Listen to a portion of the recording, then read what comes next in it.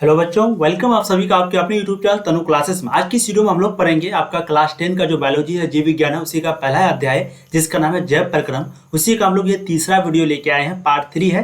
इससे पहले हम लोग 2 वीडियो कंप्लीट कर चुके हैं। अगर आप उन दोनों वीडियो को नहीं देखे हैं, इसी वीडियो के नीचे डिस्क्रिप्शन पे आपको उन दोनों वीडियो का लिंक मिलेगा, या फिर चैनल का प्लेलिस्ट पे जाकर के देख लीजिएगा। ठीक है, तो आज जो है ये चैप्टर आपका लगभग समाप्त हो जाएगा। हम लोग पूरे तरीके से पूरे थ्योरी को आपको पूरे नोट्स को पढ़ाते हैं, उनके बाद जो भी इसका इंपॉर्टेंट क्वेश्चन आंसर बनता है उसको करवाते हैं। तो प्लीज आप लोग ज्यादा से ज्यादा शेयर करें, क्योंकि वीडियो बनाने में काफी मेहनत लगती है। ठीक है, तो चलिए, जैव प्रक्रम का मतलब तो आपको अब तक समझ में आ चुका होगा कि हम लोग जो भी खाना खाते हैं, श्वसन करते हैं, उत्सर्जन करते हैं, तो इन्हीं का जो सम्मिलित रूप है उसी वही जो है जैव प्रक्रम के अंतर्गत आता है ना। अब उस जैव प्रक्रम में जो इंपॉर्टेंट टॉपिक है वो है पोषण। और पोषण 2 प्रकार के होते हैं। स्वपोषण यानी कि जो खुद से भोजन को तैयार कर लेता है और उससे पर्याप्त करता है, उसको बोलेंगे स्वपोषण। और जो दूसरे पर निर्भर रहता है, जैसे हम लोग तो दूसरे पर निर्भर हैं। खुद से भोजन बनाने का मतलब हुआ अपने आप में हम लोग खुद से बनाते हैं नहीं, हम लोग साग सब्जी खाते हैं, मीट मछली खाते हैं, तो हम लोग क्या है, दूसरे पर निर्भर है। तो ये हो गया आपका परपोषण। तो स्वपोषण परपोषण बहुत ही अच्छे से हमने आपको पार्ट 1 में पढ़ाया था, बहुत ही डिटेल में मैं आपको बताया था। और परपोषण के 3 प्रकार हैं, वो भी हमने आपको बताया था। परजीवी पोषण, मृतजीवी पोषण, उसके बाद प्राणी पोषण। और परजीवी मृतजीवी पोषण जो है वो पूछा गया है। मृतजीवी पोषण क्या होता है, यानी कि जो सरे गले जो चीज है, यानी कि जो सड़ा हुआ चीज है, गला हुआ चीज है, जो उससे अपना भोजन प्राप्त करता है, जैसे कि कीड़ा मकोड़ा हो गया, प्रोटोजोआ हो गया, केचुआ हो गया, ये सभी जो है उसी से तो अपना भोजन प्राप्त करता है। तो ये आ गया आपका मृतजीवी पोषण के अंतर्गत। ठीक है, फिर हम लोगों ने जो है बहुत ही इंपॉर्टेंट टॉपिक एक था आपका प्रकाश संश्लेषण, उसको देखा था। ये भी आपका लघु उत्तरीय प्रश्न में पूछा जाता है। प्रकाश संश्लेषण क्या है, आसानी से आपको समझना है। सूर्य प्रकाश की उपस्थिति में हरे पौधे, यानी कि जब प्रकाश उपस्थित होती है, सूर्य प्रकाश होना ही चाहिए, तो जब सूर्य प्रकाश होती है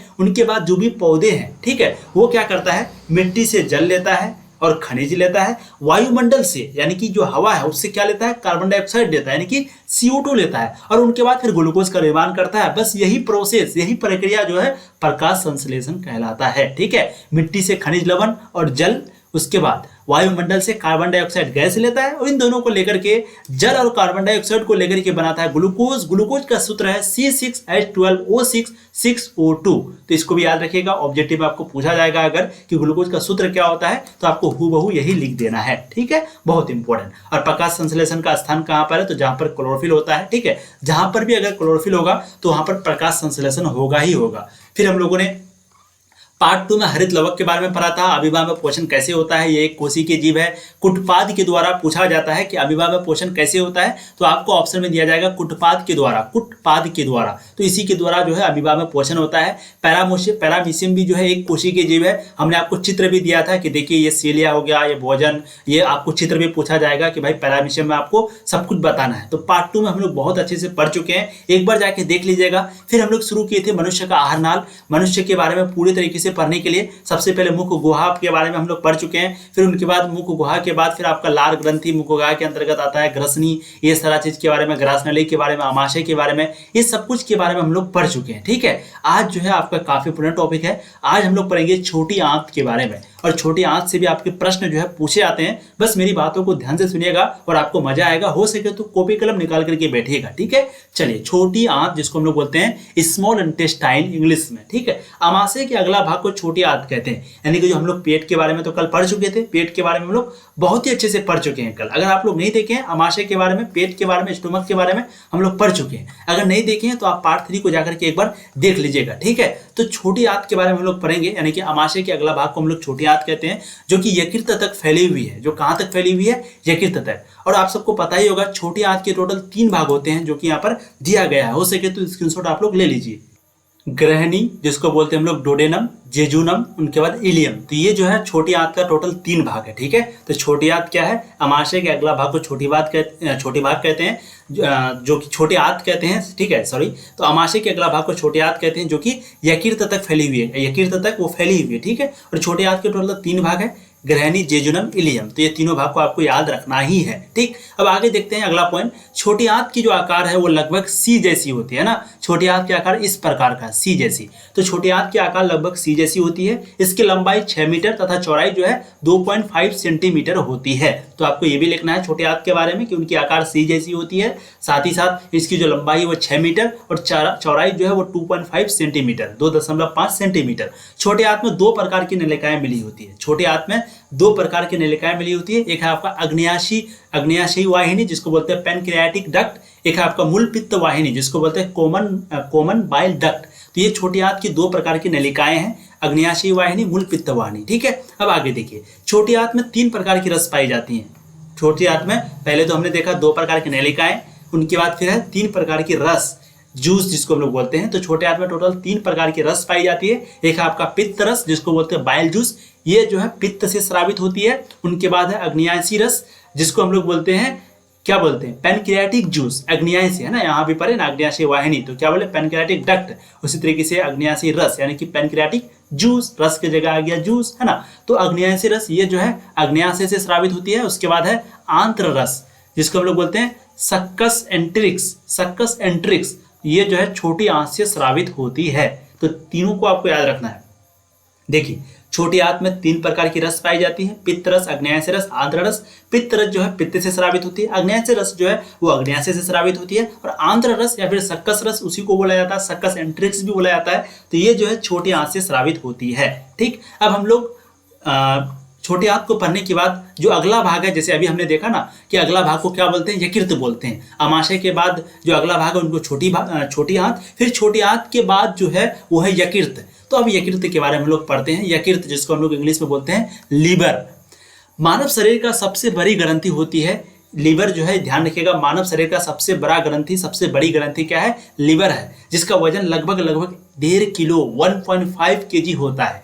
यकृत से छोटी छोटी नली फैली हुई रहती है जिसे हम लोग पित्त वाहिनी कहते हैं। ठीक है, तो यकृत से छोटी छोटी नली फैली हुई होती है, उनको क्या बोलते हैं, पित्त वाहिनी। और मनुष्य का आहारनाल तथा संबंध पाठक ग्रंथियां। अब हम लोग देखते हैं मनुष्य का आहारनाल और उनके बारे में जो चित्र है, क्योंकि आपको कभी कभी पूछा जाएगा। पहले तो मनुष्य का पाचन तंत्र पूछेगा तो आपको पूरा लिख देना है मानव पाचन तंत्र के बारे में, क्योंकि 5 नंबर का लॉन्ग क्वेश्चन में आपको पूछता है। उनके बाद आपको ये चित्र बना देना है। ठीक है, चित्र बनाने के बाद कम से कम आपको, जैसे कि मुख गुहा के बारे में हम लोग पढ़ चुके हैं, मुख गुहा के बारे में थोड़ा सा लिख देना है।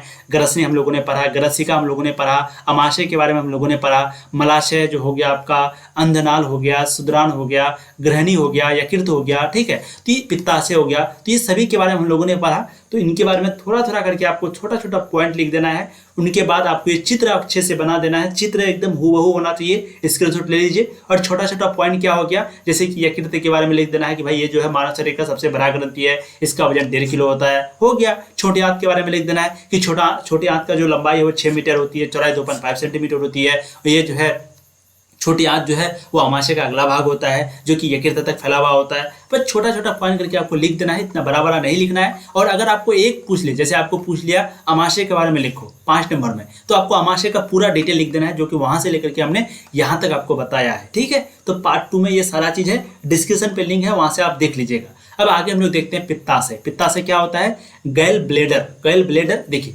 यकृत से जुड़ी हुई एक थैली होती है जो कि पित्त का निर्माण करती है। ठीक है, तो पित्ताशय में जो यकृत में जुड़ी हुई एक थैली होती है, यकृत से जुड़ी हुई एक थैली होती है जो कि पित्त का निर्माण करता है, उसी को हम लोग पित्ताशय बोलते हैं। और पित्त क्या होता है, तो ये जो है हरे रंग का गहरा क्षारीय पदार्थ होता है। ठीक है, अम्लीय नहीं होता है, ये क्षारीय होता है। तो ये हरे रंग का गहरा क्षारीय पदार्थ होता है, उसी को पित्त कहते हैं। और पित्ताशय क्या है, तो जो पित्त का निर्माण करता है उन्हीं को हम लोग पित्ताशय कहते हैं। ठीक, अब आगे देखते हैं यकृत के कार्य के बारे में। थोड़ा सा देख लीजिए यकृत का क्या क्या मुख्य कार्य है। सबसे पहला कार्य है, अमाशय से आए हुए जो भी अम्ल है भोजन को क्षारीय में रूपांतरित करता है। सबसे पहला काम यकृत का यही है कि जो भी अमाशय से जो भी अम्ल आता है, जो भी एसिड आता है, उनको क्षारीय में रूपांतरित करता है ना। क्योंकि भाई आप सबको पता ही है, अम्ल जो है, एसिड जो हम लोगों के लिए काफ़ी खराब है। थोड़ा सा लग जाएगा आपका चेहरा जला देगा, है ना जी, बिल्कुल। कपड़े पे थोड़ा लग जाएगा तो तुरंत कपड़े को जला देगा।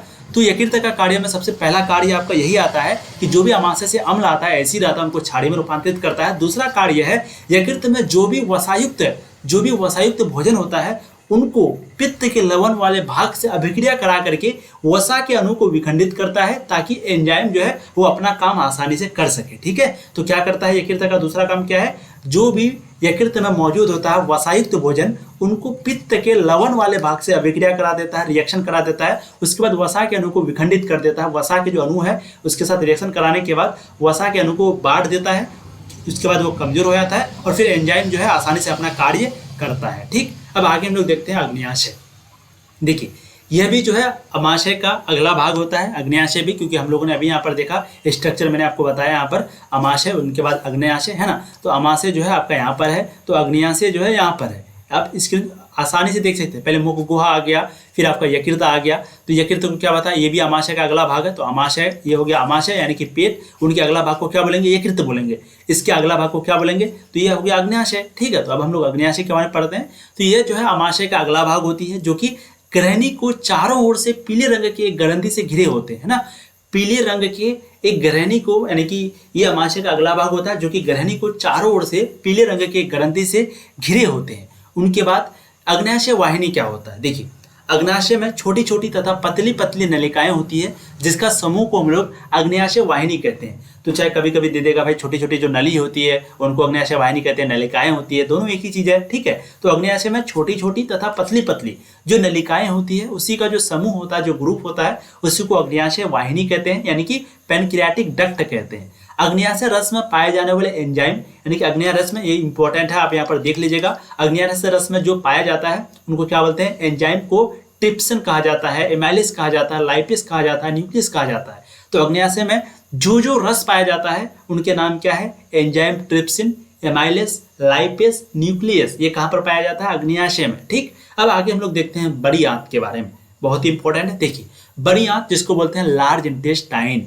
क्या बोलते हैं, लार्ज इंटेस्टाइन। एक चीज यहाँ पर आप लोग गौर कीजिएगा, देखिए बड़ी आंत ये पाचन तंत्र का सबसे अंतिम भाग होती है। सबसे पहला पॉइंट, ये पाचन तंत्र का सबसे लास्ट वाला भाग होता है, जिसमें कई ग्रंथियां पाई जाती हैं, और इसके टोटल 2 भाग हैं। ठीक, सबसे पहला का नाम है कोलन, जो कि यह बड़ी आंत की अगला भाग होता है, यानी कि जो बड़ी आंत, सबसे पहले देखिए बड़ी आंत जो है वो सबसे लास्ट वाली भाग है ना, बड़ी आंत जो है वो सबसे लास्ट वाली भाग होती है, उसी को हम लोग क्या बोलते हैं, बड़ी आंत बोलते हैं। यहाँ पर आप चित्र दे सकते हैं, देखिए छोटी आंत बड़ी आंत का चित्र जो है आपका यहाँ पर दिया हुआ, यहाँ पर तो आपका दिया हुआ नहीं है, छोटी आंत बड़ी आंत। ठीक है, यहाँ पर उनको डिनोट नहीं किया गया, क्योंकि ये चित्र आप लोग को बनाना है, तो आप लोग को तो सब कुछ नहीं लिखना पड़ेगा ना, तो आप यहाँ पर समझ जाइए बस। ठीक है, यहाँ पर देख लीजिए बड़ी आंत क्या होता है भाई, तो ये जो है पाचन तंत्र का सबसे अंतिम भाग होती है, जिसमें कई ग्रंथियां पाई जाती है। इसके 2 भाग, एक है कोलन, एक है मलाशय।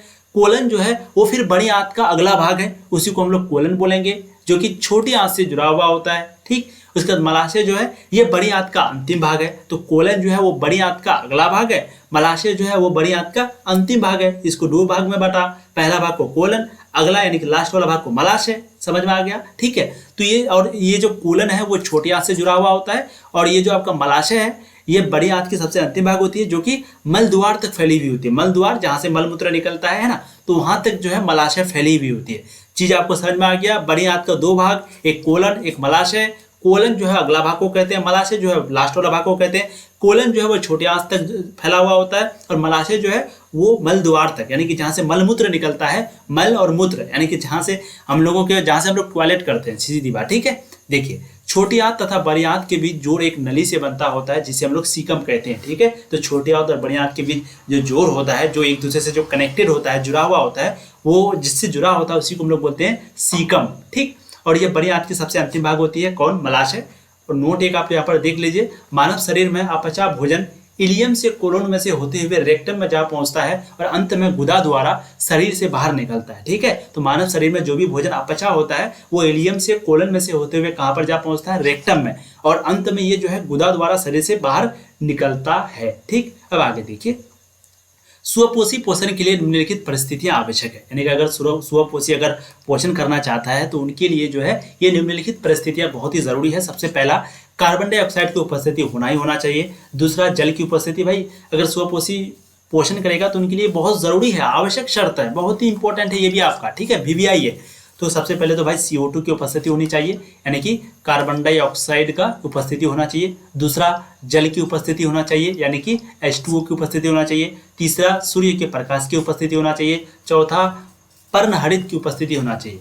तो स्वपोषी पोषण का मुख्य उत्पाद ग्लूकोज तथा उप उत्पाद ऑक्सीजन होता है, और स्वपोषी पोषण का जो मुख्य उत्पाद होता है वह ग्लूकोज, और उप उत्पाद जो है वो है ऑक्सीजन। तो ये बहुत ही जरूरी है और इंपॉर्टेंट परिस्थितियां हम लोग जिसको बोल सकते हैं। ठीक है, thank you so much. Please video को लाइक शेयर सब्सक्राइब कर दीजिएगा। इस चैप्टर का मैंने आपको पूरा थ्योरी को पढ़ाया टोटल 3 वीडियो में। इसके बाद इसका जो भी इंपॉर्टेंट ऑब्जेक्टिव क्वेश्चन बनेगा और जो सब्जेक्टिव क्वेश्चन जो आपके एग्जाम में पूछा ही जाता है उस प्रकार का, और जो सब्जेक्टिव क्वेश्चन बनेगा उन दोनों प्रकार के प्रश्नों को कराएंगे। उनके बाद ये चैप्टर आपका हो जाएगा समाप्त। फिर हम लोग दूसरा चैप्टर को शुरुआत करेंगे। इस चैनल पे आपके तनु क्लासेस, चैनल का नाम है TANUCLASSES। इस चैनल पे आपकी पूरी तरीके से क्लास 10 की तैयारी कराई जाती है बहुत ही मजे के साथ। तो प्लीज आप अपने ज्यादा से ज्यादा दोस्तों को शेयर करें, ज्यादा से ज्यादा जुड़ें, क्योंकि हम लोग का बिल्कुल नया चैनल है, बिल्कुल नए तरीके से इसका शुरुआत की है। ठीक है, थैंक यू सो मच। ऐसे ही मेहनत कीजिए, दिन दुगुनी चार रात चौगुनी, एकदम दिन रात लगा करके मेहनत कीजिए और एकदम टॉपर बनने का सपना रखिए ना। टारगेट हमेशा हाई होना चाहिए। ठीक है, थैंक यू सो मच।